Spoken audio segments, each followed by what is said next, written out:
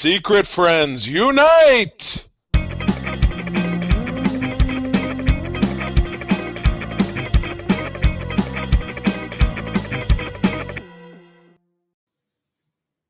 Welcome to Secret Friends Unite podcast, episode 522.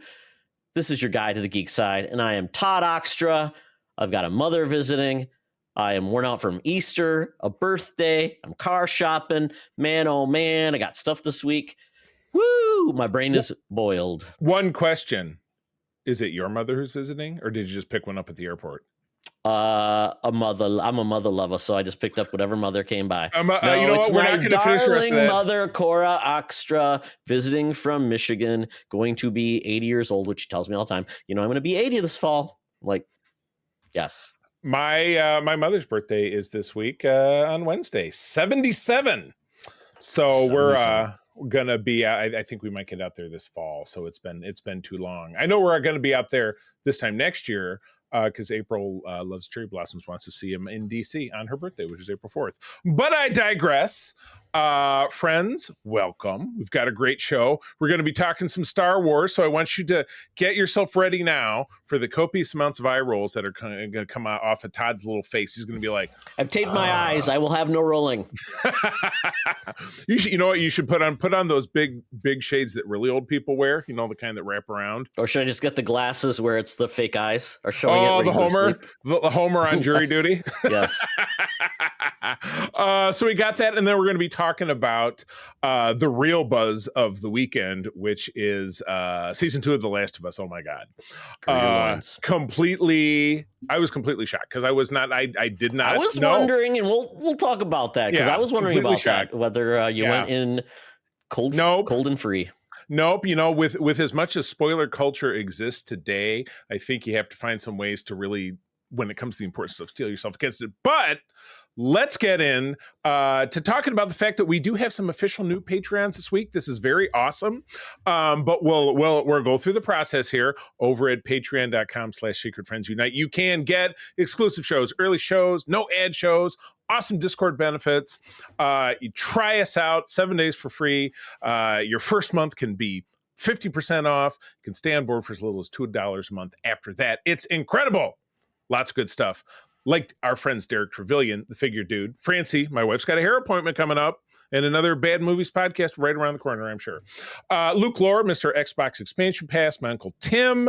And then jumping into John Sedorf, the Phoenix Sisters Entertainment, Kelly and Crayley, Brendan Myers, Corey and HD, Matthew Keel, my buddy Kurt Krug, who helps us out with those great interviews. We got another couple of exciting ones coming up that you're going to hear on our Patreon pretty quickly here. And our friend Tanya Lee. And then Todd, our new people. I'm going to let you do the honors. Run through that list one more time. Absolutely. So we had our great giveaway sponsored by the Nice family.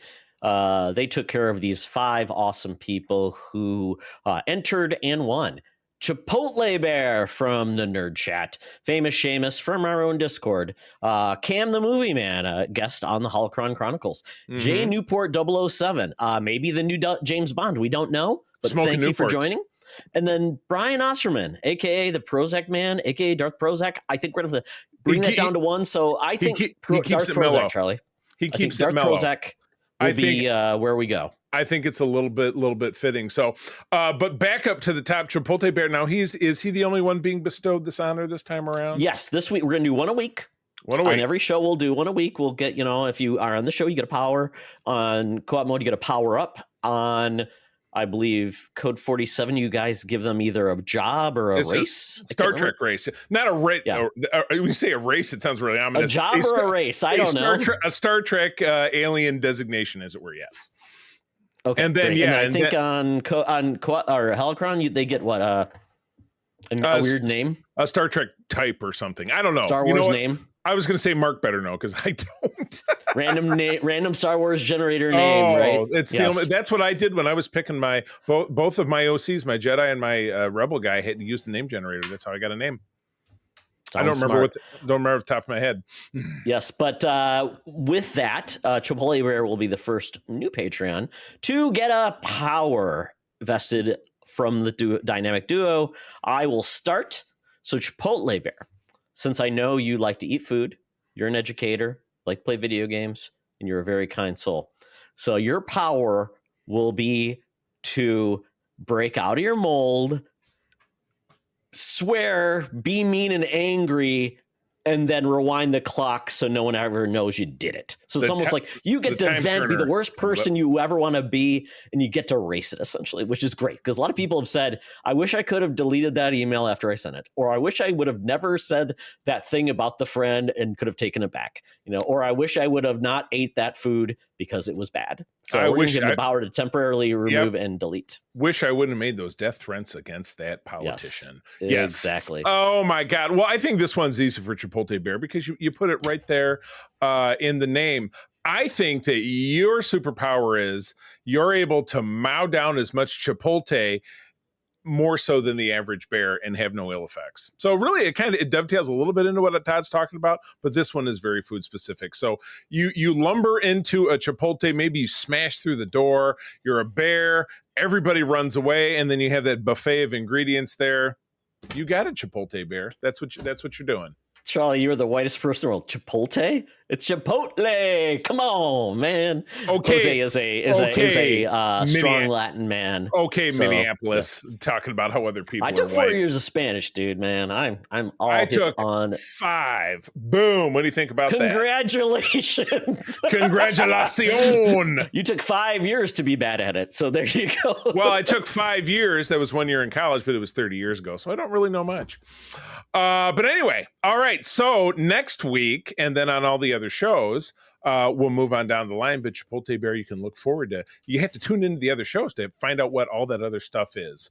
So anyway, and to wrap up, we already mentioned the Nias family. Sean, Stella, and Henry are super duper Uber fans. We're very appreciative for you. Again, patreon.com/Secret Friends Unite. Try us out for free. 50% off your first month, and then stay on board for as little as $2 a month. So much content to be had. And with that, we segue into now, Todd, I was telling you in the pre-roll, this is synergy. This cover represents synergy. Now, this is the New Warriors, and it's from, without even looking, 1992. Damn, I was going to say 91. Well, the good news is you would have been buying this in probably November of 91 because it's the cover dates. But on this cover, we have our regular squad drawn by Todd's favorite artist of all time, Mark Bagley. Right, Todd? I know you love him. The Bag Man. But in just a couple of days' time, and it'll be out a little bit closer to the end of May, I am interviewing a Marvel creator known as Danny Fingeroth. He was an editor, he was a writer, and he wrote Charlie, he did not write this issue. No, but the way, if you let me finish with your big flappy jaws, okay, I will explain to you, as I told you in the pre-roll, he was the writer of all 50 issues of Darkhawk and Rage, who was also a member of the Avengers. So I don't really know how. I think he was an original Avengers character. It was weird because he was this young kid who got toxic slime on him, and it turned him into an adult with superpowers. That's Rage's deal, and I have a figure on my shelf too, but I don't have Darkhawk, which now I think I'm gonna have to start looking. But this was maybe the first time that the New Warriors added people, because they always had kind of this core group. So you had Nova, Speedball. We were talking about Speedball. He became Penance eventually. Do you remember when we were talking about that? Yep. And then Namorita or Namora. I think it's Namorita because she's like Namorita, yeah. She's kind of like lady. She's like Skipper. And I don't recognize the character on the lower left with the crutches. Do you happen to know who that is? Crutchy? Oh my God, you're gonna get us canceled. Jesus Christ. Is it Silhouette? No, Todd. Is it Silhouette? Remember the Patton Oswalt classic, Patty O'Cripley. It would be Silhouette, Charlie. That's her name. Well, what does she do? Don't say something about the crutches, I swear to God. Silhouette. Let's see. Oh, this is an interesting. I'm trying to look for power, initiative, blood hunt, entry. Okay. She has dark force manipulation. She's able to manipulate the dark force for numerous purposes. Could not be more vague. So she's like Lady Darkhawk, but the color Silhouette. Well, and I was looking at Darkhawk today. I was getting my notes ready to talk to Danny Fingeroth later this week, and I'm reading about Darkhawk, and I'm like, I read his Marvel Universe wiki page, and I still don't know what he does. He flies. He's wearing a suit, but some kind of energy projection. I don't know. So the New Warriors. So this was kind of the first kind of stab at having like a Teen Titans kind of setup, like post like New Mutants or something like that. Do you think? I mean, how would you describe it?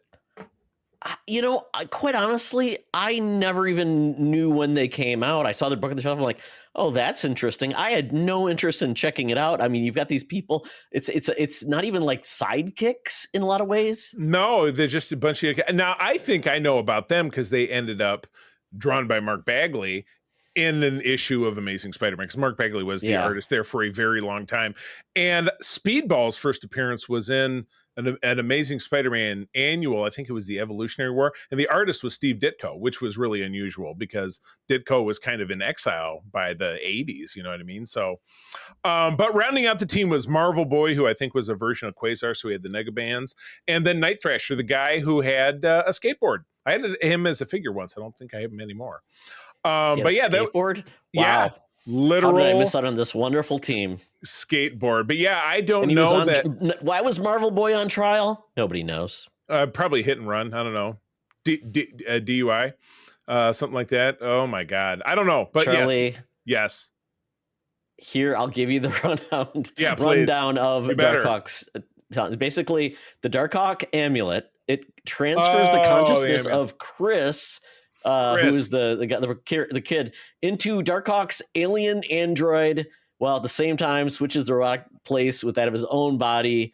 And then basically he's got a lot of abilities, and apparently he's part of Shi'ar technology. The Shi'ar technology. Okay. And you know who his inventor was? I know you're staring right at it. It's someone that you and I both know, Tom DeFalco. Man, they were doing everything. He was Mr. Marvel back in those days. All right, well, we leave the New Warriors, but not without this tiny tidbit. You know how on Charlie's Angels they had was it Charlie who was on the other end of the little speaker? Yep.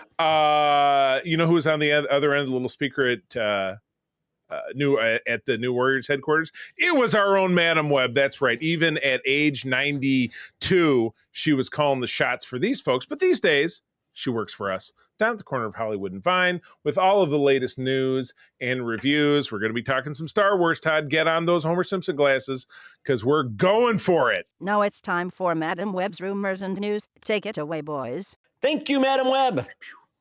Madam Web, you survived Easter. You didn't have money for Easter eggs, so you ended up robbing a Maul Easter bunny. Didn't go well. You found out he didn't actually have eggs. He had Metamucil in vials. Those little plastic eggs. Yeah, it didn't go well. So, Madam Web, sorry, you are still broke. I picture the Maul Easter bunny in Mallrats. Yes, that's what it was. That will tie into something I'm going to talk about. Yes. So, Charlie, my goodness. Oh my goodness. Yes. Star Wars Celebration happened in Japan. It happened almost at night, every night. We got a lot of tidbits and things, but we truly never know when the show started and when it ended and what actually happened. I can't lie to you, and this is bad. I know this is bad because I do a Star Wars show, but I turned these on, of which I did once or twice, and it was funny. We were talking about our friend John off camera. John and I are extremely intolerant of the overreacting Star Wars fan. So it's like I tuned in, and they're talking to Alan Tudyk. You were watching the wrong thing. Yeah, they're talking to Alan Tudyk for a few minutes, and this guy who's interviewing him is. He's not an actual journalist or an interviewer. He's like, well, you got to say the Star Wars thing. You got to say, I have a bad feeling about this. And people go, and I'm like, sorry, Star Wars fans. I know I people have had it in for me ever since I denounced the prequels over on our hot take segment. You remember all the vitriol I got on TikTok? Yes, Charlie, when you talk to diehard Star Wars fans that love the prequel trilogy, surprise! You know what? That's and again, I'll say it again. That's they get their revenge, Charlie, because they keep making prequel content. So you know what? They win. They never. Well, something that I consider a win is there's a movie announced, but this is the first Star Wars movie that I can think of that has a named big star going into it. Unless I'm totally crazy. Was there a named big star going into any other Star Wars movie That wasn't a sequel No. to the previous one? Unless it was like a side character, like it was like, oh, they'll also be in it, but they're not a lead. No, but I'm talking about an actor who's in the lead of it, they're coming into Star Wars and they're an actor. Yeah.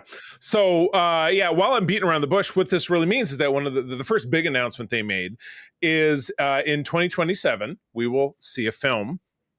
You're not seeing me cross my fingers or roll my eyes, called Star Wars Starfighter, set 5 years after Rise of Skywalker and starring Mr. Notebook himself, Ryan Gosling. Oh, based on the video game from 2002. No, I doubt very much it has anything to do with your video game. Don't smirch. Don't be smirch. The Starfighter game.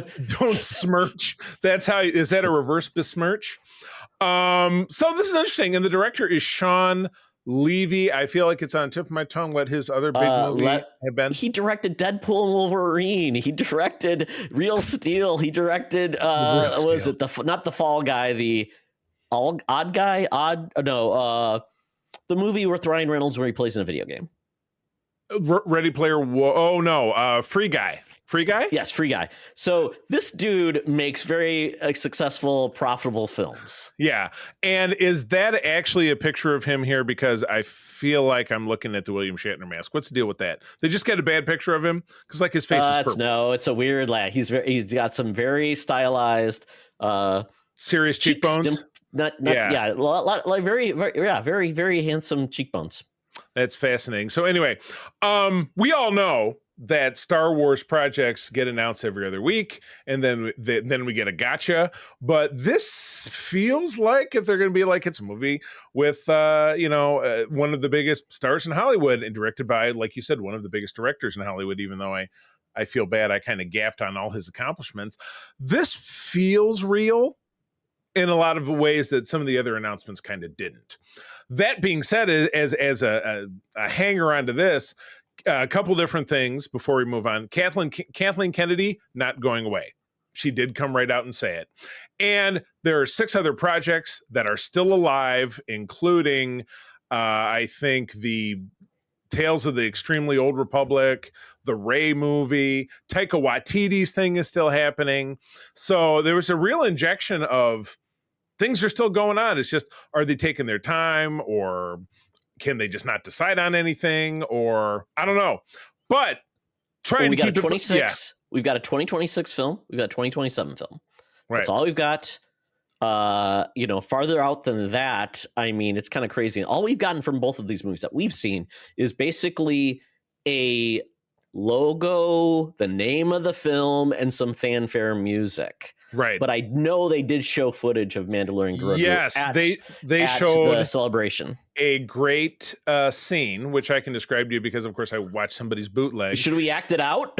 Oh, yeah, let's do that. So, okay, scene, dark, stormtroopers walking around. It's the back of an ATST or whatever, and the door opens. Pew, pew, pew. Mando shooting, and he picks a guy up and he throws him, and he throws a knife, and he does this and he does that. There, it's been acted out. It looked very exciting. It's kind of what you really want out of Mando. Well, you saw it or you read it? I didn't see it. No, I saw it. Release footage? I saw it. The footage is out there? They didn't release footage, but somebody shot it on their phone. Someone's phone released the footage. It was a bootleg. But there was also a photo of Mando without his helmet on, meaning it was the one day Pedro Pascal actually had to be on set because he's too busy. Very true. He's too busy. Exactly. He only does the voice. He only does the voice unless he's got his helmet off. And then you know what? He could probably just get a green screen like I do in the podcast, take off his helmet, and say, "You done? Okay, boom. I'm going back to make something." Takes his helmet off, and he's Homer Simpson wearing those glasses. So that was super exciting. Jazzed about that. Good. Starfighter to me implies that it's going to have to do with starcraft like the X-wing, that's my Star Wars. That's my Star Wars. Starfighting. Star Wars. I know, instead of just the talking wars. All right, so that's that. Todd, other thoughts before we move on to the next thing?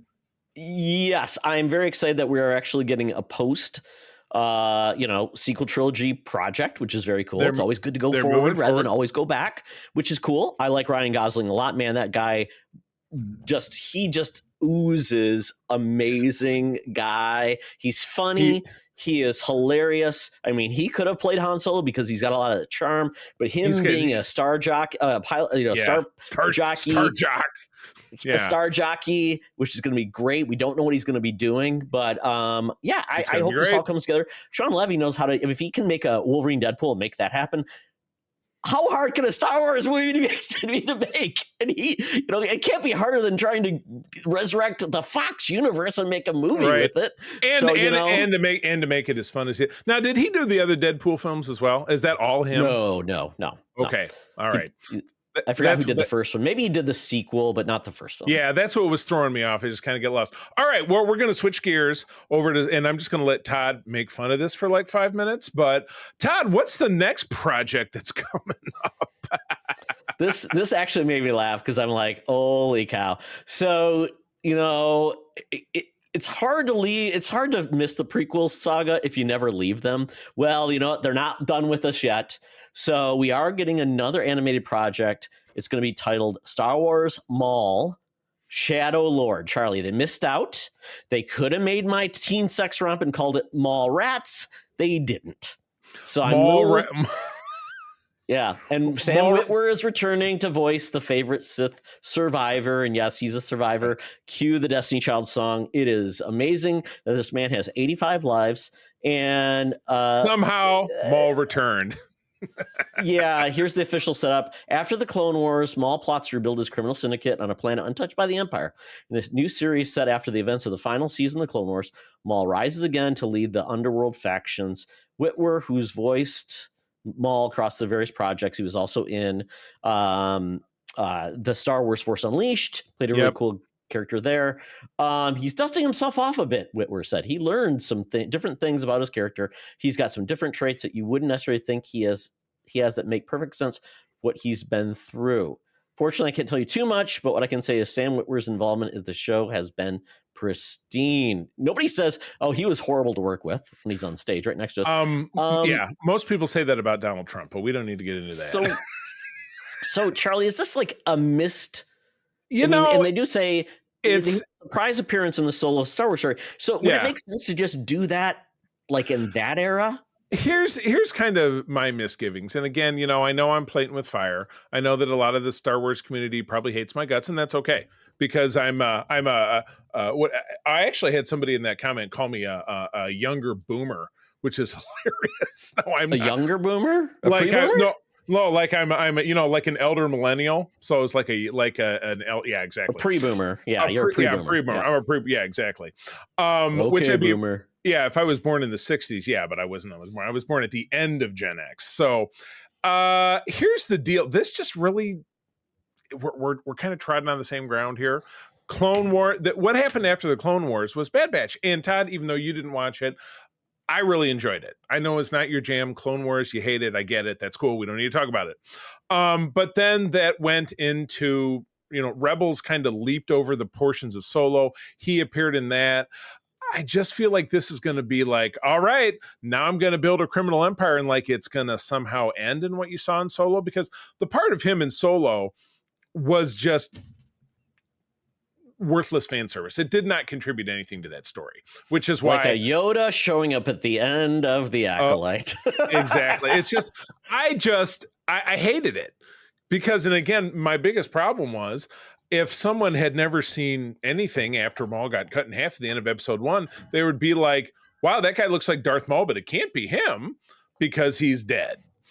Which he wouldn't. And then, he went on, and then eventually Obi-Wan kills him on Tatooine at the end of Rebels, right before he kills Luke, blah, blah, blah.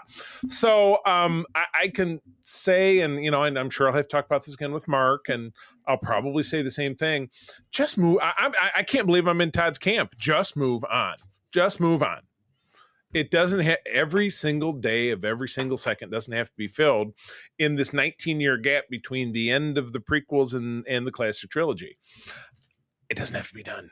So just move on. I love the Starfighter time period.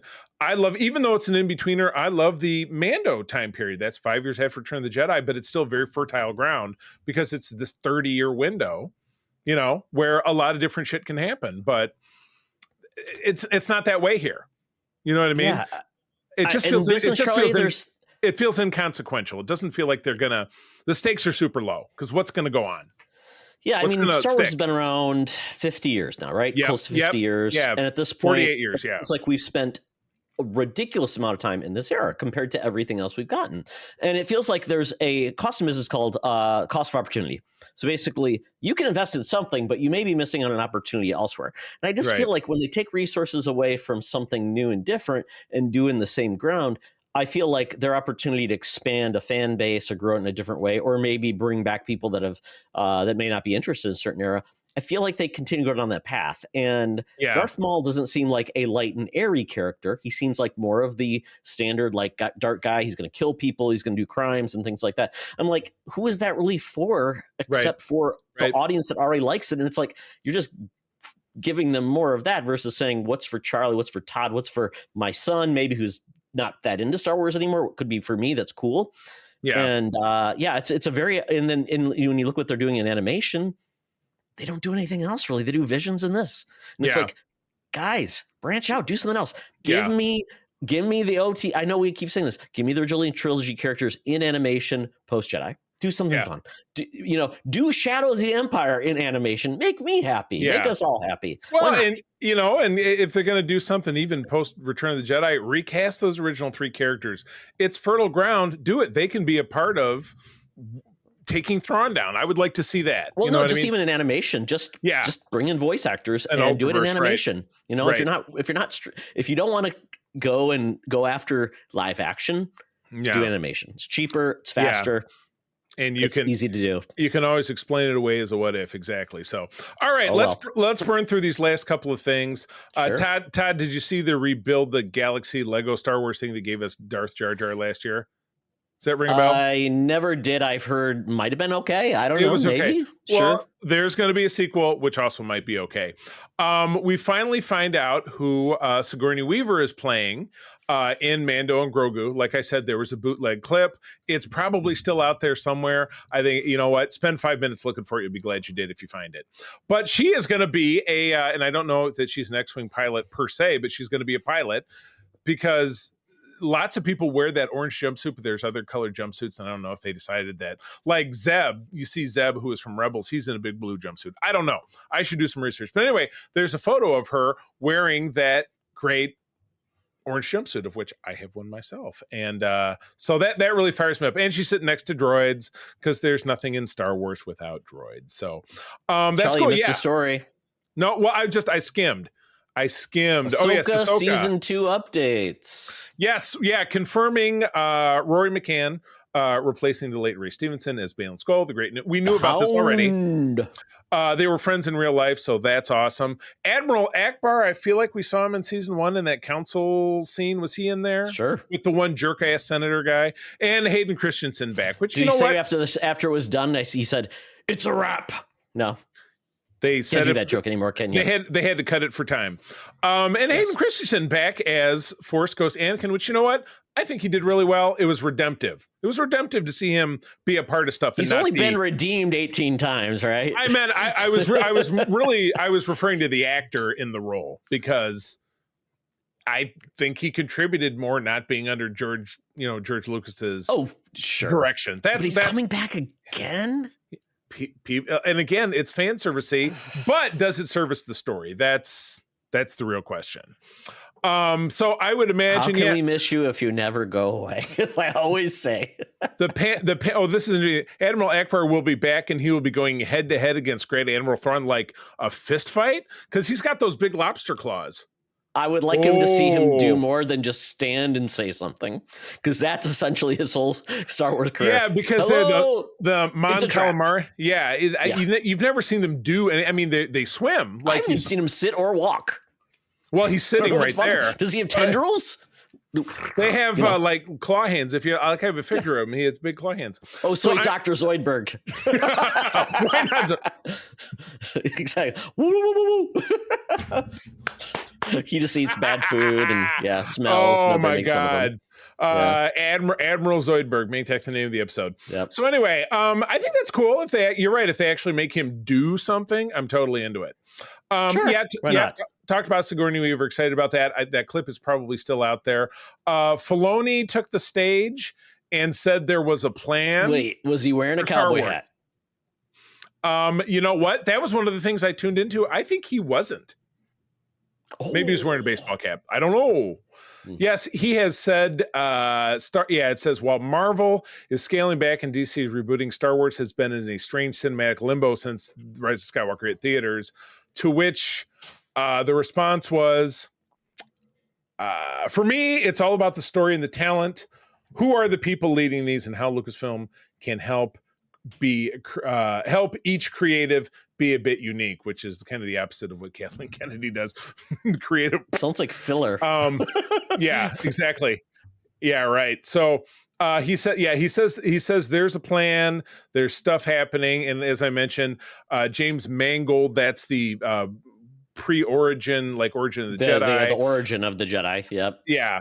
The Rey Jedi story is Charmin Obaid Chinoy. And Filoni's feature will be set in the New Republic era, will tie together Mando, Ahsoka, and the other shows of that time. Taika is happening. Simon Kinberg is still happening. So things are in motion, but he's the Wizard of Oz, I guess. Well, he's the Star Wars creative CEO, I think now. That's his official role. Yep. Like, he's the guy that he does the shots. He's the he's the Dave. Well, I don't know if there's an equivalent of creative CEO, but that would be like Jim Lee at DC for the comics, and it would be James Gunn, creative CCO, Chief Creative Officer. Yeah, there you go. Yeah, absolutely. So, well, we'll see what happens. And we will. And April and I have a tentative plan, and this is more about where it is as opposed to this event. To be in Los Angeles in 2027, and this is her birthday week. She said she wanted to go for the next Star Wars celebration. But anyway, I'm more excited to go to LA. But that's where the next one will be, and that will coincide with the 50th anniversary of the franchise and with the release of the Starfighter film we were just talking about. So that will be a very exciting time for Star Wars. So that will be a big deal. All I have to do is I got to take big earmuffs like this one so I don't hear the other people hooting and hollering. And Charlie, you're going to be hanging out with 110,000 people. You'll love it. Armpit to armpit of smelly people wearing lots of robes in LA. You will love it. It'll be very exciting. So anyway, that's a wrap on Star Wars Celebration in Japan. Todd, you think they missed anything? Was there anything that you'd have been like, gosh, I wish they would have done this or that or whatever?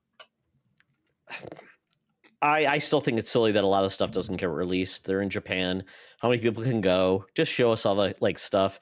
Is it really that we're going to overreact to something that's not looking finished? We will anyways when we see the trailer. Just show us. Well, it's like I said, the stuff ends up out there anyway. So yeah, just let it go. On somebody's phone that always looks great. Yeah, well, you know what? It got me to seeing it. But all right, what do you got? You sprung this one on me. I had no idea, but there's something new about the X-Files. What's going on? So I didn't know much about this either. So we know the X-Files has been, not rebooted, but it has been reincarnated several times with the main cast. And now we're hearing that Ryan Coogler is actually going to be an EP of a new take on the X-Files, the reboot / spinoff. So it will be, a fresh start, maybe taking pieces of it for inspiration, but this will not be pairing up the people we all know. So apparently, Chris Carter met with Ryan Coogler along with Gillian Anderson to talk about kind of like, hey, what, and because he wanted to learn more about like, hey, what do you feel is critical about the X-Files? I love the series, but I want to hear it from, some of the OGs. Yeah. And it's kind of cool that Coogler finds this a property worth going after. The dude is very successful. He's made the, rebooted Creed. He has been tied into Black Panther. He's done some side projects. And I'm really impressed with what he's done. So the fact that they're going all in with him, a high-end talent that can really see, just taking something from the past, like we said, took Rocky and brought it up to a modern age with a different take. Right. Yeah, new character, and the new character became the the focus of it. Yeah. So those Creed movies were great. So Gillian Yeah. Anderson, anything, but it's funny you say, oh, it's a new take. You have two of the three people that were the big parts of it. So Duchovny, I've heard Duchovny is quite famously kind of difficult to get along with. So maybe they asked him to be a part of it. And he said, no. After we saw him in that one project, what was it? The Pet Cemetery prequel. I thought that was okay. I thought it was okay, but not up yeah, to his standard of projects he normally works in. But if you think about this, could there be a role with some of the characters? Yes. Do I think there could be some, this could be a spiritual like sequel? Yes. Yeah, but same universe. It's a great premise that just seems evergreen, but you do need compelling stars and stories to really make it work. Let's not have another black. Was it the black? It's the black goo on the prehistoric goo in Texas. Yeah. From the movie. Yeah. Let's do something different. Texas tea. Yeah. I did not love the alien abduction part of X-Files. I like the other stuff better, to be honest. Yeah, I hear you. Well, good. Well, if that is being discussed, it's at least 2-3 years away. And that's Fox, so that is Disney. And it would be on correct now? Like Fox. Gotcha. All right. Well, something that is actually not Disney owned, but I would say that I was pissed off, but that would be stating the obvious. Strange New World season 3 has been in the can for a long time, and the season 2 wrapped up at the end of summer 2023. So now on our way to 2 years, 18 months long. And last fall, we got an extended clip. We got a nice trailer a couple of weeks back, which Todd and I talked about. And then Peter and I, of course, talked about more so on Code 47. Now we have a premiere date where it'll be at a film festival in June. And that's all we got. That the first episode will be shown. Charlie, it's coming in August. It's coming in August. I guarantee you it's coming in August. And that led me right back to playing with our schedule on Code 47. I'm moving it up. I'm moving it down. But at the Tribeca Film Festival on June 14th. Tribeca, of course, being a part of the island of Manhattan, so that's New York City. They will be showing this first episode in attendance with Anson Mount, Ethan Peck, Celia Rose Gooding, Carol Kane, and EP, Alex Kurtzman, Akiva Goldsman, and Henry Alonzo Myers. I can't believe my brand new best personal friend Jonathan Frakes will not be in attendance. I bet he'll be there. He's beloved by all these Star Trek folks. Oh, sure. Because he's a director and he's the best they've got. Apparently, Jeannie Francis probably had an event that's taking him away from it, Charlie. I don't. And he speaks very fondly for, as I'm sure you heard in our interview, but I don't know that she still. I don't know. I'm not sure what she does anymore. I don't know if she still shows up and stuff from time to time. I'm curious. I'm sure Jeannie has something going on. I'm sure. But anyway, yes. This, and I pulled this from Trek Movie, which is where I get most of the Trek news that we talk about over on Code 47. Paramount, of course, yet to confirm when the series will debut, but this says it's a good bet. It will be soon after the New York event, possibly even the following Thursday, June 19. So naturally, that led me to go back and start playing with my schedule. And you know what? I don't like June 19. I have something else planned for the show. You're at that taunting time. me, Charlie. Keep moving it. Move it forward.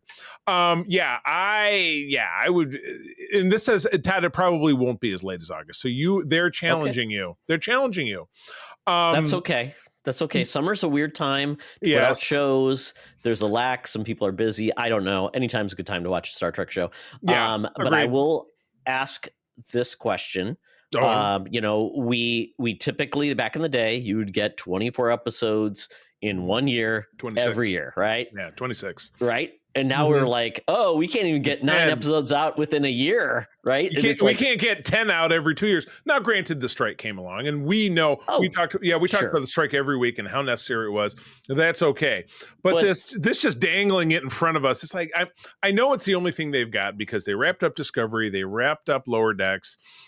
When Frakes was on with us, he did mention that the first season of Starfleet Academy is in the can. They were doing final analysis and probably reshoots to get it out. Can or production still needs to happen on it? Like done, filmed. Oh, okay. Here, you didn't see me doing the little camera. So maybe this is their goal to say we don't want to have huge gaps again, so we want to make sure when we've got something dropping, we're going to have something ready to go. Right. I am curious what their approach will be and how they do this, because it's frustrating when a show goes away, it's got some momentum, then it's like you don't know when it's coming back. So and as you know, season 2 ended on a massive cliffhanger, life and death situation, and again that was now 18 months ago. So yeah, it's a drag. It is a drag. But anyway, very excited to have it come back. Starfleet Academy will definitely be in 2026, which is fine because, yeah, you're right. Got to kind of stretch it out. But that teaser trailer that we saw several weeks ago looks like so much fun. And so very fired up. I just don't want another musical. Todd Charlie, and I did not react well to that musical. Just gives you more time to watch a rewatch of Section whatever it was called. I will never, remember what it was ever it is banned from us ever talking about it again on the show. It doesn't exist. It's already left my brain. I don't remember what it's called. Section something. Section 27. There you go. Sure. All right. Well, that takes us out of the news. Todd, how did you beat me there? It was like you were always there. You're at the Geek Easy right now, but I'm not. I'm here. So I got to grab an Uber. It's pulling up in my driveway because I'm at home in my home studio. It's a beautiful car, but he plays the AM radio, which is so weird to me because it's always the same station. It's Todd's Yacht Rock, and it only has one commercial, and it sounds just like this. Talk nerdy to me. Talk nerdy to me. We're sitting in the Geek Easy. Cover bands playing, drinks are poured, and we are getting our nerd on this week. Kind of a mixed bag of things, but one of the things that's in a bag is a Bondsman hit. And we've got a new series on Prime called The Bondsman. This stars Kevin Bacon, and he's kind of embracing his Tremors past, where he did like a goofy, over-the-top action film with Fred Dryer. They took on graboids, but in this instance, he's a kind of a dirtbag bounty hunter. Right, gets killed on a job. I was like, yikes! They went right to it. Yeah, first couple of minutes. Yeah. Now, I have a question. Tell me if I'm wrong. Is this maybe one of the few television things he's ever really done? Because he was in the Guardians thing, which was a short. I'm trying to think, and it's funny because something I'm going to talk about when we get down to my stuff might actually answer this question. But I don't feel like I've ever seen him in anything else that was like a television series. Certainly not the star of it. But Good question, because ultimately, he's from an era where TV was not something TV that and most film actors did, and now because Kevin Bacon is where he is, he didn't need to do that. Man, what is this? This page is really bad because like his credit, Kevin Bacon's credit apparently on Wikipedia only goes to 2013. Oh, what is this nonsense? You just do a drop down. You can keep going. Oh, no, I'm just looking for anything like 2010s, and that's where it stops. Like, okay, he did stuff after 2010, so this is a bad bad website. Anyways, but no, I don't think he's done much on TV, but obviously now the tone on TV is a golden age. Yeah. It's a great place to get really good scripts. But yeah, for him to do something that quite honestly, I would say is, B-tier, goofy, supernatural. It's fun. Crime of the week, fun stuff doesn't happen. I think he enjoys this again. And he is... he's kind of a ne'er-do-well dad. His wife is left Jennifer Nettles for another dude. Yes, Jennifer Nettles. She's a country singing gal and at a club, and her boyfriend's a weird Boston dude, and it's just weird. And we find out. I mean, this whole episode 1 is all set up and everything, and I'm digging this. It feels like Supernatural with Kevin Bacon just taking on for the Winchester boys. I dig it. It was fun. I enjoyed. I think we've watched 3, but like everything, you get lost in the Myra shows. Let's try. Like I do everything I can not to pick up another show because there's just too damn many of them. If you can do that and just finish it out and then do it, I'm in the boat where I I watched 1 episode, so I'm gonna get distracted and watch something else. Yeah, and that's the beauty of the modern era with seasons of 10 shows, because you can actually finish something and then move on to something else and not be like, as long as it's not dropped all day one, because then you're like, okay, what else dropped day one? And I like this show better. I think as time goes by, a lot more of that is going away, which is a good thing.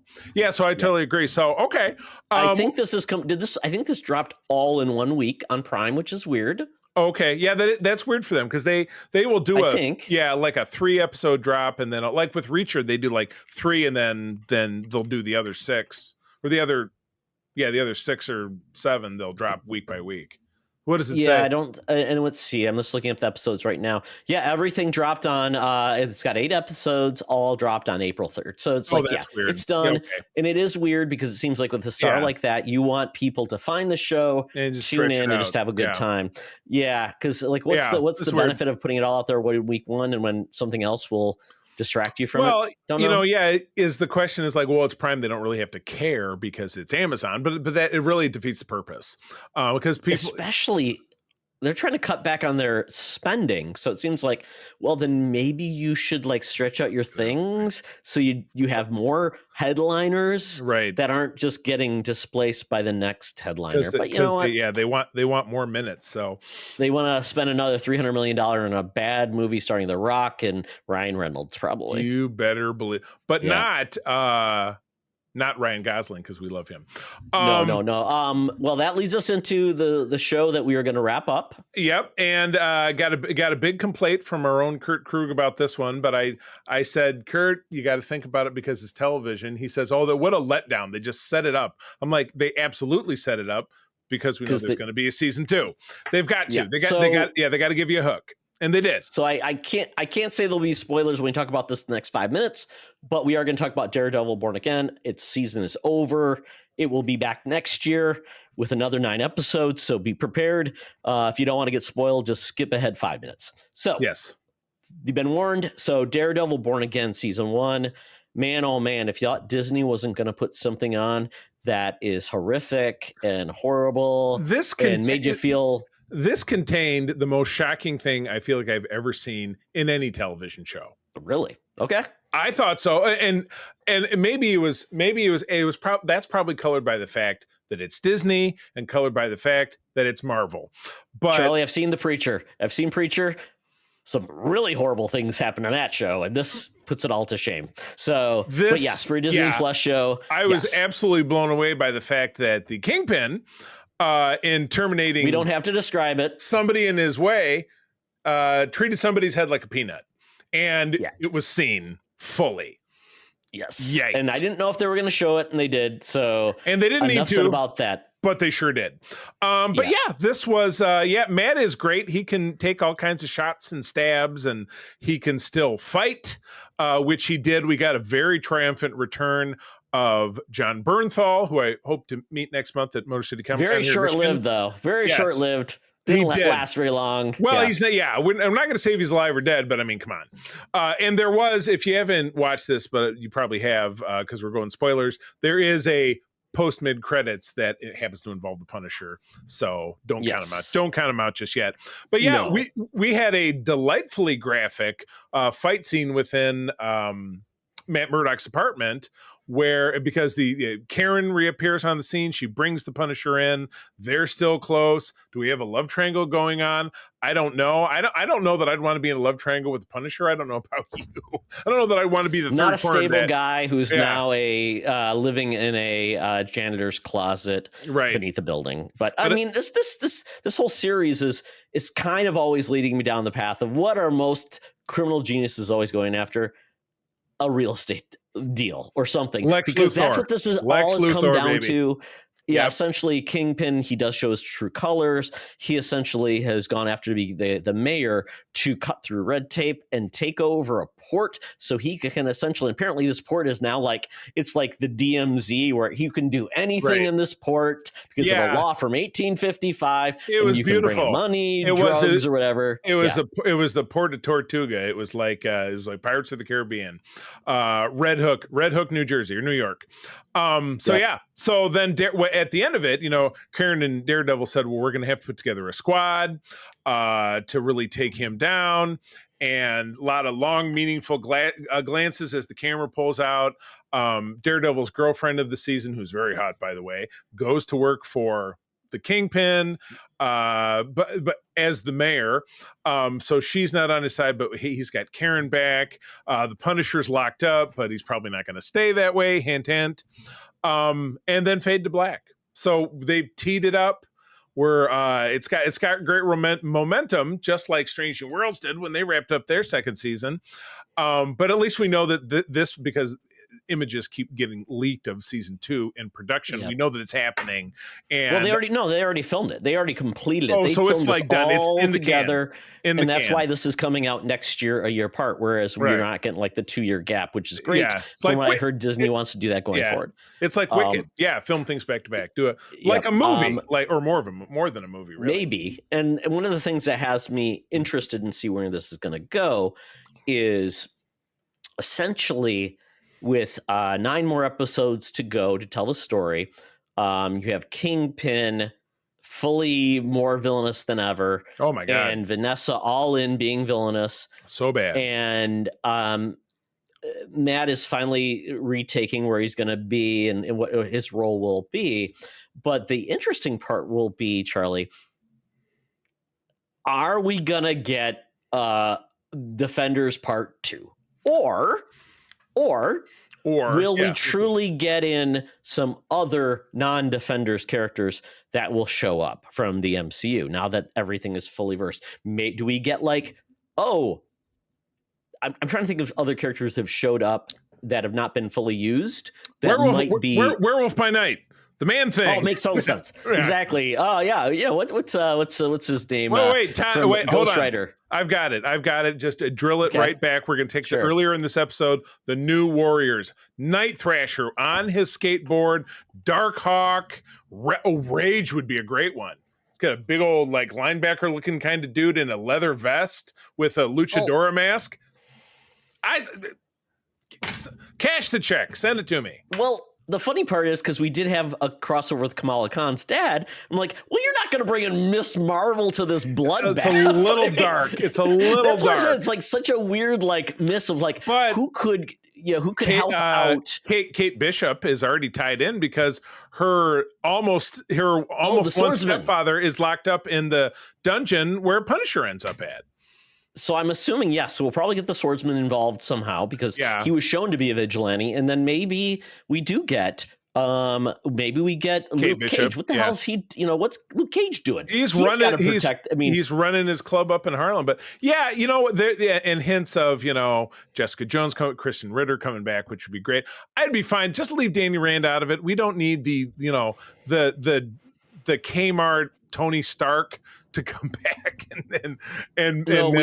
we don't need J.R. Ewing of the MCU from the soap opera that it was or Melrose Place. We don't need that. Yeah. And you know what? And we can just say, Iron Fist went back to Kunlun. I got it, but they'd have to recast it. But Moon Knight would be great. But they're not going to get Oscar Isaac, I don't think. But Moon Knight fought at at the nighttime in his white outfit. But that was his deal. Where was Moon Knight from? He was I can't remember where he was a West Coast Avenger for a while, but I can't remember where he originally. In like England or something? Egypt. It was Egypt because But why would he just show up in New York out of the blue? That's the thing. Who is a New Yorker that should show up? Spider-Man. Excuse me, they can't do that. But that'll be great. Bring in Spider-Man. How about Agent Venom? I don't know. Bring in who's a lower tier Spider-Man? Well, you can't even bring in a Spider-Man character. Which is funny because what's Stilt-Man up to? Or what's Machine Man up to? Bring them in too. Or the Leapfrog. Oh yeah, bring him too. Yeah. Speedball. I'm just trying to think of who's been introduced that just hasn't been used. And it's like throw him in too. Yeah, so they dredged something up from the backwoods of the previous series. Anyway, Echo. Bring an Echo. Bring an Echo. Go. She could kick some ass and have some fun. And she already hates Kingpin. She tried to shoot him in the eyeball. Yeah. All right. Well, lay odds on that. All right. Well, we will find out this time next year. All right. Let me go through a couple of quick crunches. Very interesting movie on Max right now, and this is a direct to Max film, if I'm not mistaken. Samantha Morton is the star. She was Alpha on The Walking Dead. I don't know, because you watched Walking Dead at the end, did you? No, doesn't ring a bell. Charlie, I think the last time I watched was the season after what's his name died or left, and then that's it. Oh, okay. So I can't Alpha, remember. I She was think on the show at maybe. the time. Yeah, there you go. But anyway, she is living in 2070. This woman's living in 2073, so it's only a few decades from now, where the world is a trash-filled wasteland, whatever it is.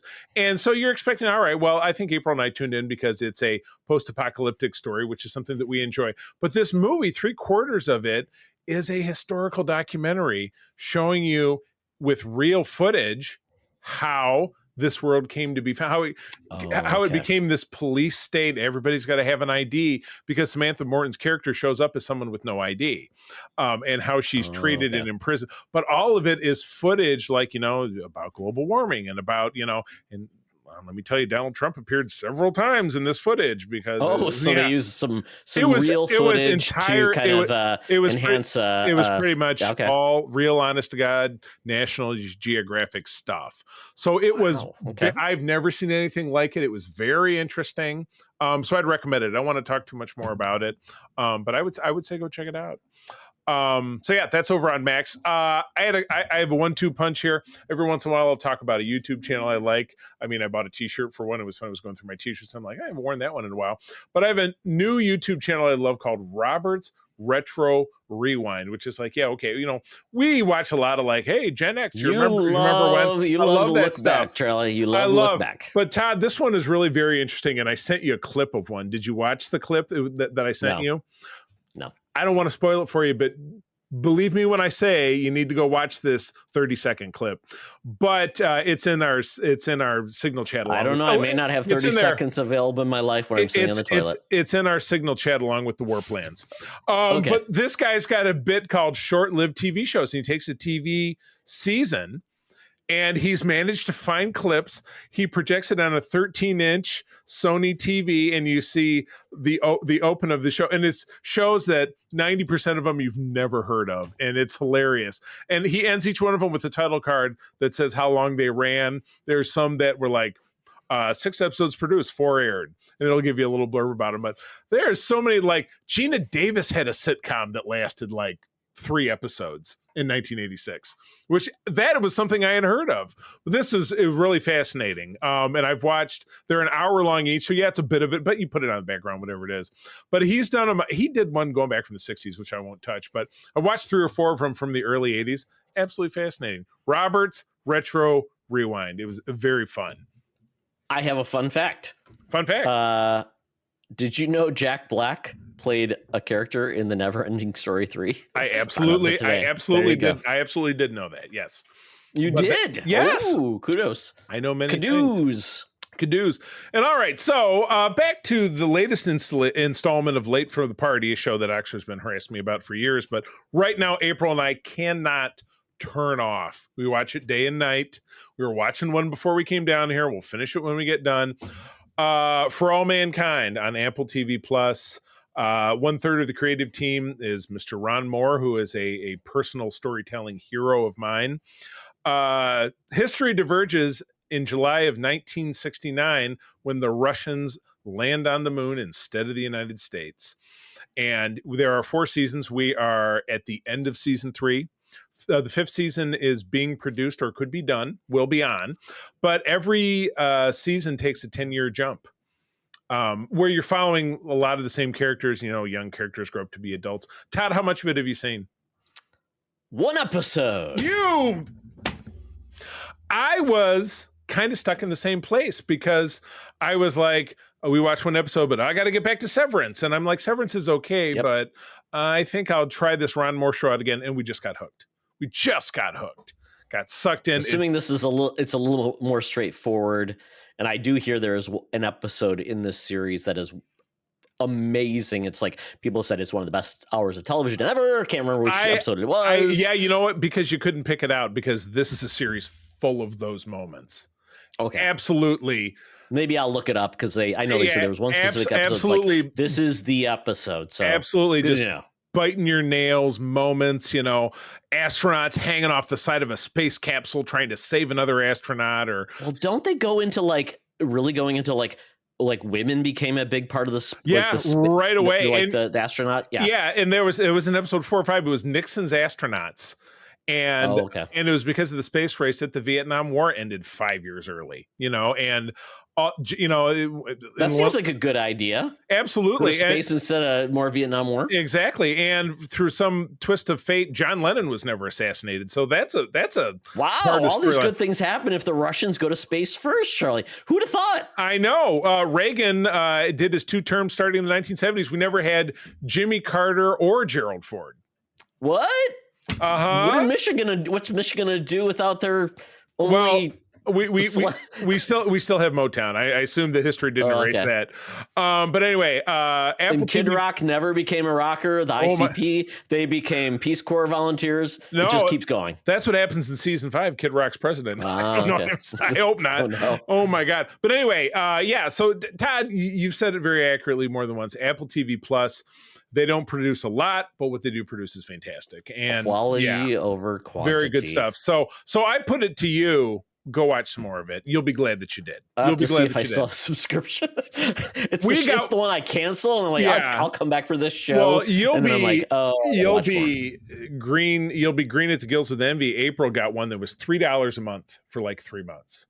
Oh, sure. Yeah, you got to get it at the right time. You got to make sure you're canceled for like a month. Yeah. I know our friend Brian is a huge fan of a lot of the shows on Apple TV Plus because he's not overwhelmed by it. There's not a lot of buttons to push. There's not a lot of technology involved. It was funny because we signed up for it for like get a week for free on Prime, but then I had to go through Prime. But my remote has an Apple TV Plus button, so we let that lapse, and then we got this new deal. Because all you have to do is hit the button.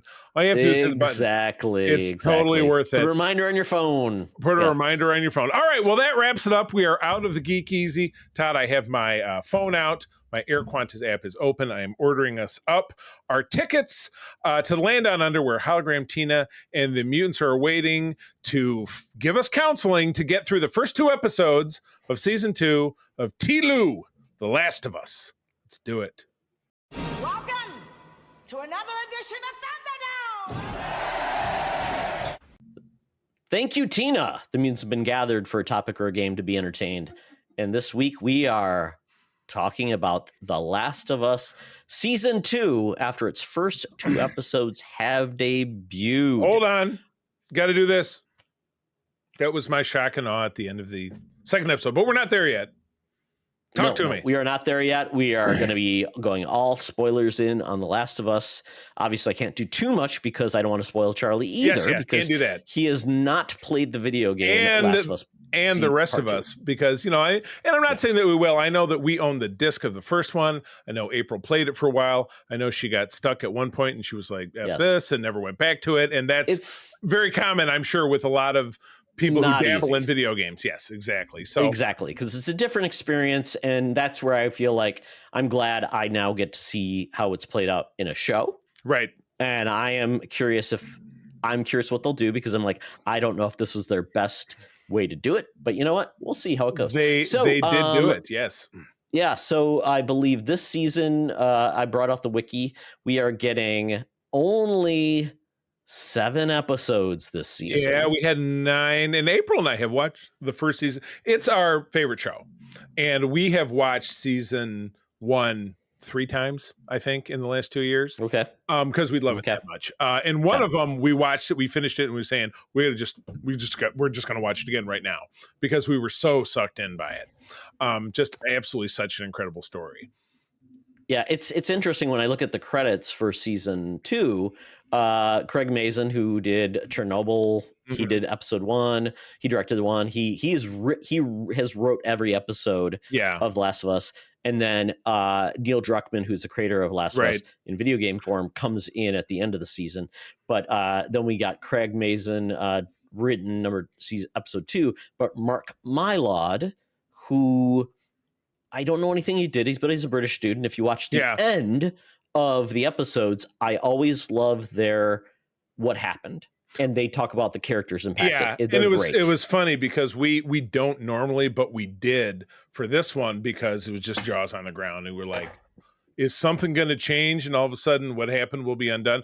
One thing that I did, because I was on the road so much more back in 2023, as opposed to who I am now, as I was subscribed to the After Show podcast. And so when this came back on, that popped back on my phone. So I've listened to both episodes, and they're about 30 minutes. And it's the names you just dropped. It's those dudes talking about the episode, and definitely gives a lot more depth. And both that today, which I listened to today because I was home today, and then the after part to the episode last night were just like, okay, everybody take a beat, take a breath. That just happened. Take it slow, because I can't remember a time when something like that happened that I was so affected. I'm struggling for the words. It's a lot. And if you played the video game, you knew it was coming. Mm-hmm. And if you didn't, you didn't. And unless you looked and wanted to read story beats of the game, it was kind of a surprise. And it is interesting, the Last of Us podcast, Troy Baker, who leads that, he played Joel in the video game. Yes, Ashley, correct. He does. Ashley, what's her name? Ashley Johnson. Is who you're thinking of. But yeah, he tips off Abby, because he's the host. He Ellie. says, my name is blah, blah, blah, and I was the voice of Joel in the game. There was actually a Last of Us video game podcast as well. Okay. And it was hosted by a person that we had on our podcast, Christian Spicer, Charlie, because he is big fan of that, and he hosts the DLC podcast, but he also loves the series, and he hosted that podcast as well. And so it's kind of like 6 degrees of separation. Speaking of Ashley Johnson, she sang the song that took us out of the episode last night. That was her. Absolutely. She's in she's also in that one show with the D&D show. I can't remember the name of the show, but it's big. It's Deus Machina. It's on it's Amazon. It's a D&D show. Well, so, she had the role. She had the pivotal role of Beth the waitress in 2012's The Avengers. Yep, absolutely. And she was also the last kid on Chrissy She was Sieber. Chrissy on Growing Pains. Growing Pains, yeah, exactly. Yeah, which the fact that she emerged from that unscathed, pretty good. She is the only one, because Alan Thicke is dead. So he's really unscathed. Joanna Kearns, I don't know what hell happened to her. And Kirk Cameron, obviously, we know what happened to him. And then Jonathan came out as, is he alive? Jonathan? No, I know he came out as gay. That was on Who's the Boss. So now you're talking about who am I forgetting? shows. Oh, Ben Seaver. He probably is drunk and joined a MAGA cult. Probably maybe? So. And then, Tracy Gold had eating disorder. Anyway, we're not talking. Okay. Well, anyway. This is not a Growing Pains podcast. Yeah, exactly. But let's get back into this. So, so obviously, Last of Us Season 2 takes place after Season 1. 5 years. It's 5 years. Basically, Joel and Ellie are now living with his in the compound back in Jackson Hole, Wyoming. There you go. And then they basically rejoin them. Everything's going well, except that now Ellie is an insufferable teenager. She is. Think about how obnoxious Anakin Skywalker was in episode 2, and then multiply that by about 1,000 times and put in all the effing and jeffing and all the swearing. Oh, and she thinks she's invincible. She thinks she's the greatest thing since sliced bread. So not only does she have an invincibility complex, she also thinks that she rules the roost. Right. So, I wanted it many times. I'm like, yes, I know this is, I just wanted to, I didn't know what to do. That mouth. I'm like, I felt bad for Joel. Because Joel's like now dealing with this and I don't know why Ellie's behavior is like this. I think in some ways maybe Ellie knows the truth and has just never come forward because she's giving Joel some grace. I'll tell you what, this is what I think, and whether this plays into the game or not, I'm not sure. We know that there's much like every 10 episode series that exists now, one of them is a flashback episode, and we know that because we've seen Pedro in other footage that we've not seen yet that takes place in the springtime. So they're in the forest, whatever it is. Think back to the trailer where you've seen him, and then you also see this long painful shot of her saying, "You lied to me." Yes. So she is that way with him because she does know the truth. It's obvious. It happened. If it happened the previous spring, or if it's been several years, who knows? But so we'll get to that. Yeah. And I can't remember in the game where that emerged, But yeah, and then she does address that in episode 2 with, some like, hey, regardless it is Ellie and Joel, he'll always be this for me and I'm this for him, and we will get through this. We're complicated, she's saying to her friend as they're going off. Absolutely. So episode 1, if we get into this, Charlie, essentially we fast forward, like we said, back to Jackson. Yep. We're kind of in a normal state. And everybody's kind of just going through the motions in a lot of ways. Joel is not happy, kind of living his life, but he's being Joel. He's going through therapy. And let's not forget the fact that he's 60. So he's aches and pains. They worked really hard, and it was almost like I could definitely feel like watching that first episode, they were teeing up something where he would take on a diminished role. He was not going to be John Rambo like he was in that last episode, because he looks really worn out. He's fixing a whatever, wearing his glasses, and he looks like he's in pretty rough shape. Now, one thing you left out is that before we had this great big time jump, we did jump into what essentially after the last episode of the season, where there are 5 people standing around having a memorial to all the people that Joel killed in rapid session in Salt Lake City at the end of the last season. One of them, as we find out, is the daughter of the doctor who was going to perform the procedure. And it was interesting because when the final showdown happened, she says, "You shot an unarmed doctor." I'm like, he was walking at Joel with a scalpel like he was going to cut him. What else was Joel supposed to do but shoot him in the head? Although he got a scalpel and Joel's got a gun. I mean, right. Joel could have sucker punched him. Or it's a doctor. You could have shot him in the leg. But yeah, probably like didn't. They did with Joel, because they were kind and right. kind people. We're kind people when they get shot in the leg with shotgun. But let's not get ahead of ourselves. But I got a feeling, the first episode was kind of, they stole, and maybe this came from the game, maybe it didn't, but they absolutely lifted we're going through a grocery store. That came from an episode of The Walking Dead where somebody fell through the roof and walking around, and one of them's chasing. So I'm like, okay, well, I was saying to myself, well, maybe we're just getting off to a slow start and things will pick up. But the first episode wasn't like a lot of whiz bang moments that really made me feel this was original or different. So I thought, as opposed to the beginning of the series with that first episode, which was like, oh my God, all this stuff and the world's coming to an end and there's a plane crashing in the middle of the street and all this different shit going on. So I was somewhat dubious at the end of watching that first episode, but my God, by the time we got into swing, it was the calm before the storm, a literal storm that went all the way through, because they're in the dead of winter. They're in Wyoming, in the mountains. It's like Yellowstone up there. It's bad. It's really, really bad. And so anyway, so I was somewhat skeptical watching episode 1. I'm like, well, is this going to pick up, or are they going into a sophomore slump? Is it not really going to deliver? But holy cow.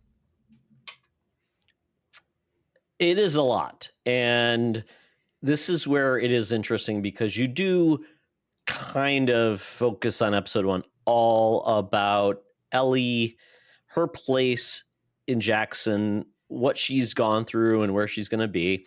Kind of like she feels herself as kind of a invulnerable person. She is a leader, and she gets to say things others don't, because she feels like she's gone through things others haven't, and she has a secret she can't tell anybody, but she feels cocky. So that's where she is in a spot that it feels very awkward for her, but she's trying to find her space. And that is where you get the relationship between Dina and herself, which leads to a very flirtatious. We don't know where this is going to go. We already know that Ellie has, expressed feelings for another girl, and that didn't end well. So maybe she's hesitant to come forward. Like, hey, would anybody love me? Because anytime I've loved someone, they've died, and it's happened multiple times. Little big deal. Yeah. So we do get more of that relationship with Dina, and then we get a huge blowout in a very much a teen event. That, I don't want to go too much into, but it's a very touching event where Ellie is basically then find out that there's someone that she likes, and they have a very heart-touching moment, which ends horribly because there's a guy who calls it out, which does happen in the game, which is all about, like, he's saying, hey, don't want that, blah, blah, blah. And Joel comes to the rescue. And of course, like a lot of kids, when your parents do something that embarrass you, now you put You the lash focus out. on them and being a jerk. Yeah.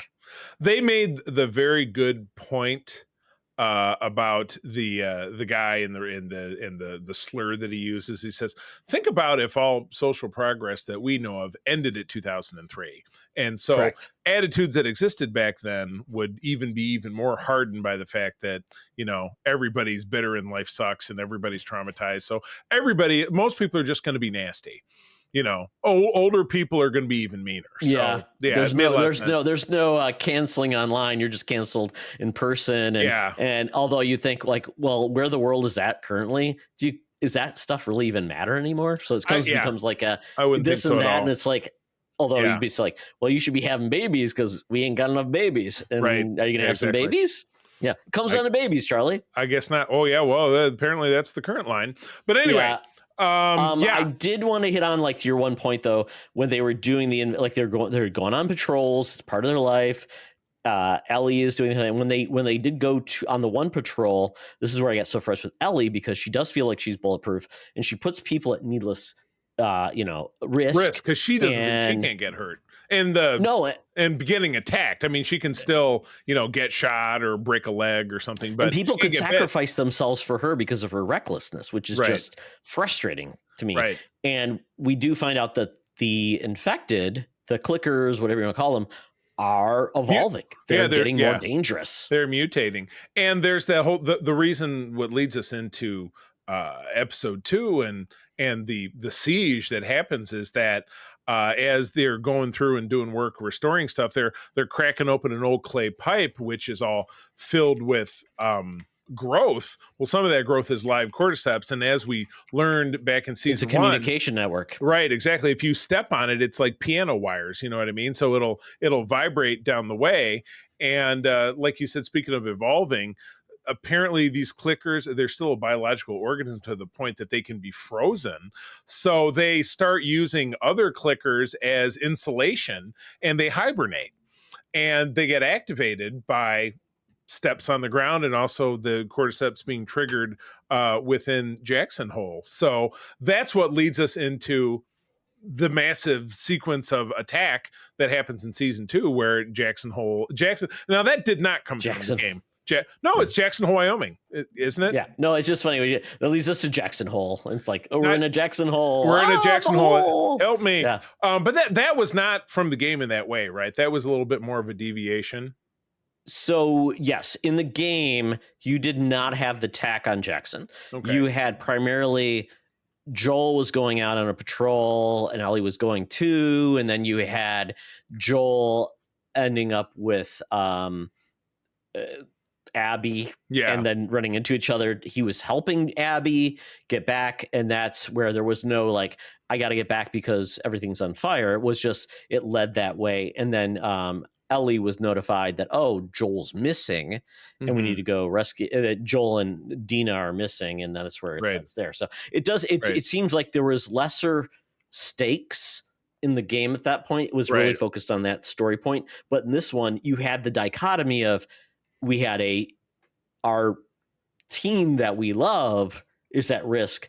And then the whole compound, which we just got to know, is at risk. Right, it's exactly. Like, what's going to happen? Everybody. Yeah. So one of the 5 bad guy gang was Danny Ramirez from the MCU, the Falcon. So we had an MCU hero as a flipped bad guy. Is terrible, but yeah, you're right. So there's all these moving parts. Like you said, Joel is out on patrol with Dina.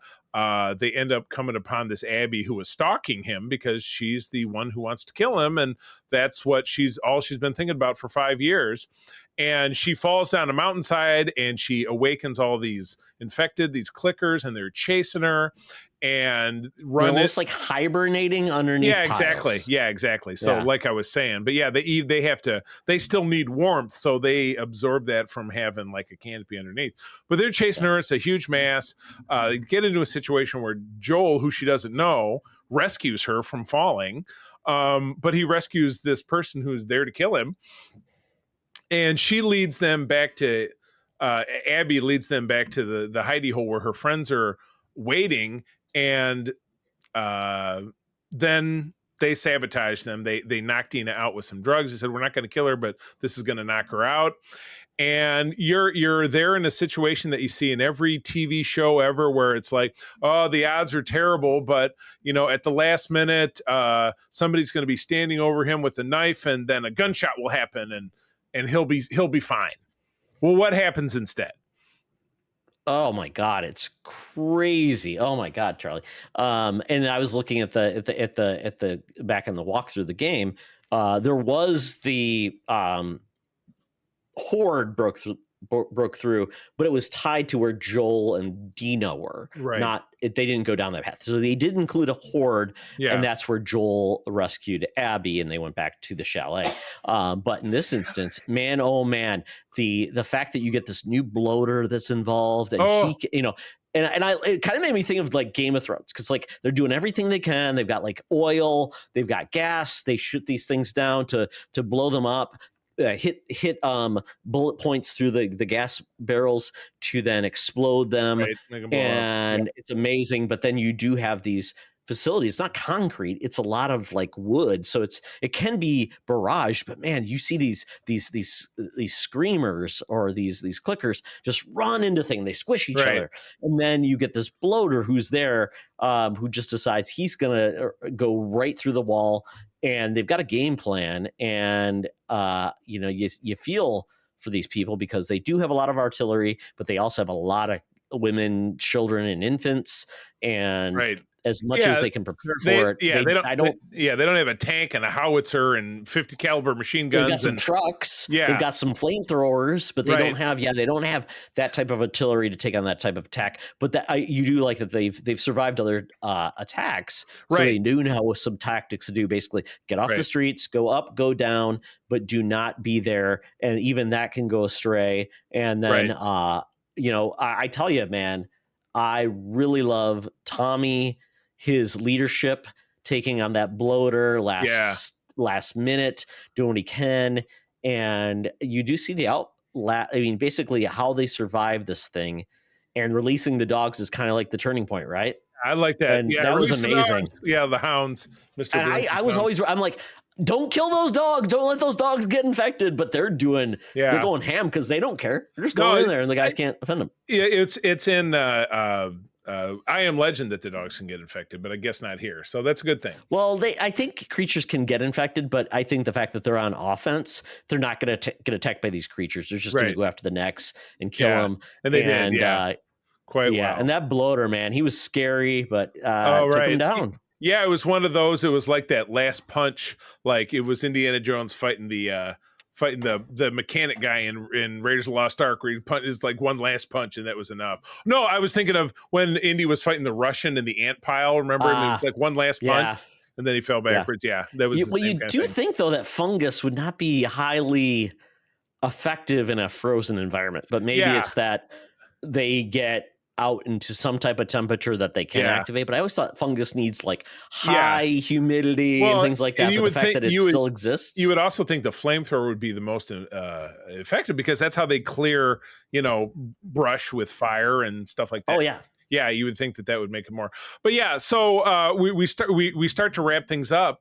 Like I said, we're back at the chalet, and this Abby has just beaten Joel to a bloody pulp. The first thing she did was shoot him in the leg with a shotgun and have her associate tourniquet it so that he wouldn't bleed out, so that she could because she's going to make it go on. She takes wood, and again, I'm not an avid golfer, but was that a 5 wood or that was 5 iron, wasn't it? That she was smacking. I thought it was a driver, but I'd have to go back. No, I didn't pay close attention to that too. No, if it was the driver, that would have been open over a whole lot faster because of the big head. But an iron is a little skinny one. But he is. She got to the point where she broke the shaft, and she's just whopping him, and that's when Ellie finally shows up, and you're like, I'm thinking all the cliches. She's got her gun, she's gonna get the drop on him, and she'll turn things around. Well, she doesn't. They take her down immediately. They start beating the shit out of her, and her face is down on the ground, and Joel has one eye open left, and you can see the life oozing out of him. And the main guy. So I don't know if they're in a relationship or if he's sweet on her, or whatever. But he feels like they're confidant, very close confidants. So she's like, he says to her, just finish this, and she takes the shaft of this shattered club and just jams it into his neck. He's dead. And April and I were just, I can't believe they actually did it. This character who through life and limb, and you think, he's Rambo plus, Rick from The Walking Dead, and he's every indestructible. He's Jack Reacher. He's Jack Bauer. He's indestructible. And nope, he's old and he's dead with a golf club sticking out of his jugular. He's gone. And Ellie is just, and they leave. First of all, then she starts screaming, I'm going to kill you. I'm going to kill you to Abby. And instead of what the smart thing for them to do would probably have been to grease her, but they just walk away. So she then, drags herself over to Joel and is just laying against, his dead body and crying. And well, I mean, and then you have the after effects of Dina was drugged. At first, you thought they might kill her, and they didn't. Well, thankfully, right. And yeah, the people leave. They got their revenge. They did what they said they were going to do, and they left. They didn't do anything else. So I'm like, in that instance, okay, I guess they eye for an eye, even though it was an eye for an eye because Joel killed 16 of them or 18 of them, right? And they took him out. But then you get Ellie now, who has no context to this. We will find out though that obviously she knows a little bit more about this in the future, but she doesn't really care. Yeah. She doesn't care. She doesn't know. She doesn't care if anybody else dies along the way, but she is going to protect her vengeance because this is her world. Yep. And that is the end. And in the game, Charlie, it's just kind of like, this reminds me of like Misery, the book versus the movie. So in the book, they don't take a sledgehammer to his feet. They take a axe to his feet. So he loses his feet. They don't just hobble him where they break his legs and his feet. In this instance, they don't stab in the neck. They take a driver to the head of Joel to finish him off. So that's where the joke about Joel going out for golfing and I hope he doesn't use a driver. So that is a joke that's tongue in cheek. But when the leaks of the video game story came out, people were by themselves because they didn't get the whole story. They just said Joel's going to die early. Yeah, people were pissed off because well, how can this be a story if it is? And then also the part of Ellie being LGBTQ obviously set the world on fire too. It's like, people can't handle it. Yeah, exactly. But there was this story element with Ellie in the last game, which was set out as a extra content, which we saw in season 1, where Ellie, her girlfriend in the first, season, died when they were checking out the arcade. So that was already there, but it just felt like people just like, well, I thought that was just a phase she was going through. No, it's not. Sorry. Doesn't really work that way. So where we're headed, Charlie, you obviously are not sure where this is going. You should not look where this is going because no interest in doing that. No interest in doing I know where this is headed. And this is where I said this movie, this TV series. I mean, it is a movie. It is the whole sequel. Yeah. Yeah. So you can break this up because I will just say that the ongoing dynamic will be Ellie and Abby. That is going to be the dynamic you will see going forward. It will propel this series to the bitter end. Unless there is more added to this and it goes beyond just the story. But Ellie and Abby become a huge part of this, and some people are huge fans of Abby, some people are huge fans of Ellie, and then you get those fandoms. There is another controversy with Caitlin Dever playing Abby, where Caitlin Dever is not like just huge and bulky. In the game, she's they show her to be like she's like bulkier. She's like the She-Hulk is what you're saying. Yeah, basically. Exactly, because they basically said she decided to be prepared physically when this altercation was going to go down. But yeah, and it is interesting because Tommy gets to become a huge part of this story, which is great because he's an amazing character. His wife, And I will see. It is interesting because we did not get the takedown of Jackson Hole in the game. Yeah. So because of that, I am curious to see where that part of the story goes. So it's going to be really interesting. I am very happy. I mean, in some ways, I'm like, they put almost too much into this episode. Yeah. But it seems like people that aren't aware of it are very happy with it. Maybe? I don't know. I would say so. I mean, and again, any type of entertainment that really sticks and it really is lasting has an impact because it does something exceptional, or it does something unexpected, or something that tugs at the heartstrings, whether you're crying or laughing or whatever it is. So this really did deliver. This was one of the really genuine surprises I feel like I've seen in a long time in almost any show, because it defied any kind of trope, any kind of action trope, which even this show has done, like, oh, somebody got saved at the last minute, you know what I mean? So yeah, I'm invested. So if you're not watching the show, sorry if you've listened to this, but just so you're in the know, this is on Sundays, 9 p.m. Eastern on Max. The first season was 9 episodes. It's an easy watch. You'll want to go back and watch it several times. But yeah, as Todd said, skip the game until this is over. I will be. And then, yeah, maybe, this time, 3 or 4 months from now, maybe I'll go grab a copy of the game at GameStop. Well, GameStop is still around, by the way. Well, the hard part is, if this is going to be 2 seasons, you have to wait till season 3 is done before you can watch it. Unless I say, Charlie, you asked me, like, can I watch some of it? I'm like, yeah, watch the first hour of the cutscenes. That's it. You're okay. Then you're over. That's all. You may have to ask me what is safe to watch. I'll be fine waiting 3 to 5 years. But anyway, tune in. But that's the show. All right. Yeah, thanks for joining in. My goodness, it's been quite an adventure. Todd, where do people find you out there? They find me on the threads at Toxtra, at Secret Friends Unite, on the Blue Sky, at Todd Oxtra, at Secret Friends Unite, at our Discord, and also Secret Friends Unite, or patreon.com/Secret Friends Unite. Oh, Mr. Blue Sky. I am at those same 3 threads, Blue Sky, and Instagram as at the C3, TheCeeThree.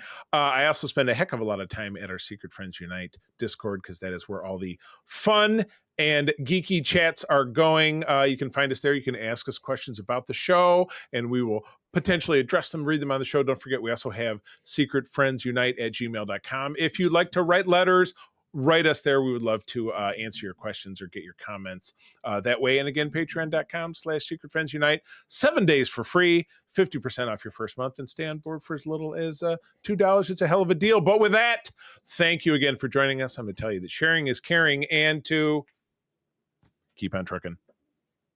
Be the hero, not the villain. In a truck. The truth is out there. This podcast is part of the Secret Friends Unite podcasting network, available on Apple Podcasts, Spotify, and podcast services around the galaxy, as well as video on our YouTube channel. You can support Secret Friends Unite by becoming a Patreon member, get bonus programs and more over at patreon.com/Secret Friends Unite. Join our Discord community for even more discussions on all things geek. For all the latest updates on Secret Friends Unite, make sure to follow us on threads at secret.friends.unite and visit secretfriendsunite.com. Find our merchandise at TeePublic and Redbubble. Thanks for listening, and may the Force live long and prosper.